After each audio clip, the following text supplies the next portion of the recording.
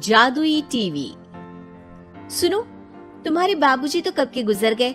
अब उनका जो सामान है वो पड़े पड़े कबाड़ा हो रहा है। बेच ही दो, कुछ पैसे आ जाएंगी। बात तो सही है। अगले संडे फुर्सत में यही करेंगे। अगले संडे रोहित सारा सामान कबाड़ी को घर बुला के दे देता है। तभी उसकी नजर बाबूजी की पुरानी टीवी पर जाती है, जो इतने सालों तक कूड़े में पड़ी थी, फिर भी चमचमा रही थी।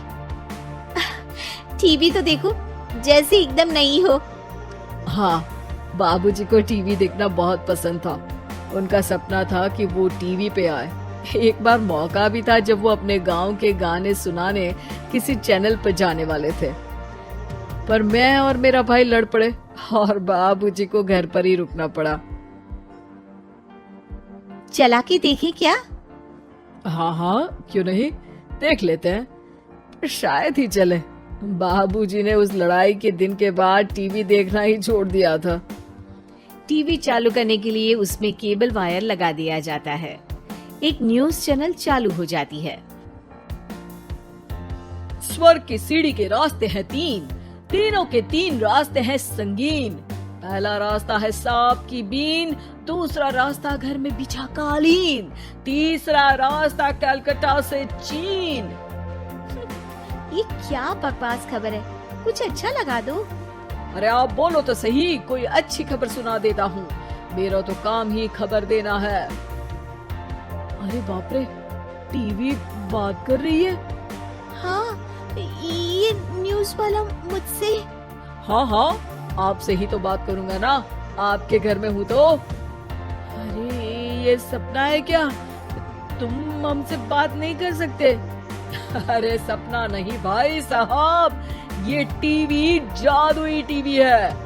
बोलो क्या खबर सुननी है, वरना ब्रेक लेने का टाइम आ जाएगा।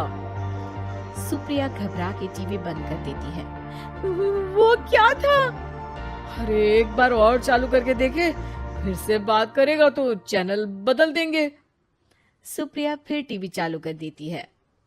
अरे ऐसा कोई मुंह पे टीवी बंद करके जाता है क्या? मुझे बुरा लगा आपका नेचर। चाय पानी तो पूछो। सुप्रिया टीवी के बटन से चैनल बदल देती है। अब टीवी पर एक फिल्म चल रही है। अरे ये तो सूर्यवंशम है ना? हाँ, और ये ठाकुर को जहर की खीर दे दी और उसको पता भी नहीं है। ए भाई, खीर मत पीना, उसमें जहर है, मत पीना। ठीक है महाशय, जैसा आप कहें। हाँ। अरे आपकी बात मान ली, पूरी पिक्चर ही अब तो बदल जाएगी। मतलब ये सच में जादुई टीवी है? तभी वहाँ कबाड़ी आ जाता है। भैया, टीवी के 150 रुपए दूंगा, चलेगा? अरे 1.5 करोड़ में भी ना दे तुमको ये टीवी हम। अरे 1.5 करोड़ खरीदने को होते तो तुम्हारे घर में ये पानी चाय नहीं पीता, अंबानी या टाटा के घर बैठा कोल्ड कॉफी पीता। रोहित कबाड़ी का हिसाब करके उसे वहाँ से चलता करता है और अपने भाई शशिकांत को फोन लगा के बुलाता है। शशि थोड़ी ही देर में वहाँ पहुँच जाता है। क्या हो गया भैया? अरे बाबूजी का टीवी याद है? हाँ, जिसमें घुसे रहते थे हमेशा वो, और अपने को कुछ नहीं देखने देते थे। अरे वो अब जादुई टीवी बन गया है। भैया, आपकी बकवास करने की आदत अब तक नहीं गई। अरे आपके घर में बच्चे हैं, अब तो बड़ों जैसी बात करो। रोहित जाके टीवी चालू कर देता है। टीवी पर एक जादू का शो हो रहा है जिसमें एक जादूगर है। अब मैं अपनी टोपी में से कबूतर निकालूंगा। श्रिंग ब्रिंग शरिंग बम फपा फुफी फुफाओ। टीवी से कबूतर निकलता है और शशिकांत के सर पर आकर बैठ जाता है। भैया, ये क्या हो रहा है? भैया इसे उड़ाओ। ए कबूतर, जा कबूतर, चल निकल। अब मैं टोपी में से सांप सुनते ही शशिकांत कांप जाता है और भाग के टीवी बंद कर देता है। भैया, सॉरी भैया, मैं समझ गया ये सच में जादुई टीवी है, पर एक बार और ट्राई करते हैं। पर भाभी, कोई दूसरा चैनल लगा हुआ, जिसमें डर ना लगे। सुप्रिया टीवी चला देती है और न्यूज लगा देती है। अरे कितने दिनों बाद मुझे याद आया, बताइए क्या खबर सुनाओ। और ये नया आदमी कौन है? ये मेरा भाई है शशिकांत।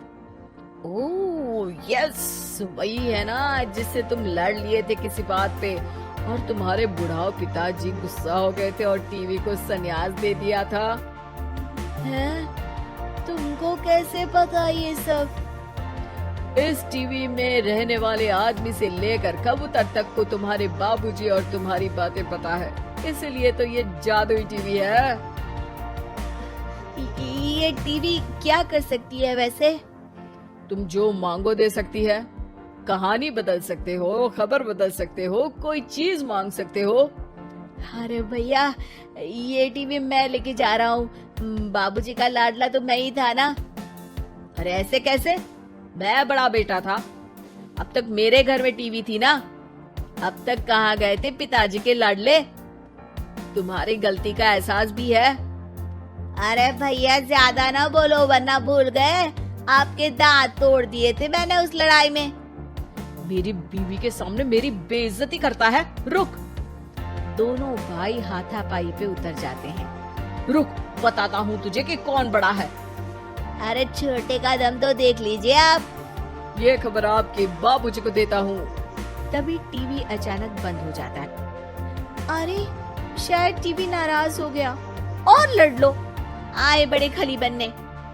टीवी से एक तेज रोशनी निकलती है और टीवी में बाबूजी दिखाई देते हैं। बाबूजी आप? इतना चकरा क्यों रहा है? अपने बाप को नहीं पहचानता क्या? ये तो ऐसा ही है बाबूजी। प्रणाम बाबूजी। अरे चुप कर, तुम दोनों ही उल्टे हो। तुम्हारी वजह से मैंने टीवी में आने के सपने को छोड़ दिया, तुम्हारी लड़ाई की वजह से। और तो और, जितना मैं अपनी बीवी को नहीं देखता था उतना टीवी को देखता था, वो भी छोड़ दिया तुम दोनों की लड़ाई की वजह से। और अब मरने के बाद जब मैंने टीवी को जादुई टीवी बना दिया तो भी तुम इसका फल लेने की जगह लड़ रहे हो। अरे तुम तो लायक ही नहीं हो, अब तुमको बाबा जी का ठुल्लू भी नहीं मिलेगा। बाबूजी चले जाते हैं। टीवी बंद हो जाता है। रोहित और शशिकांत गिड़गिड़ा के टीवी के सामने हाथ जोड़ के बाबूजी को बुलाते हैं, पर टीवी सिर्फ धुआं निकालता रहता है।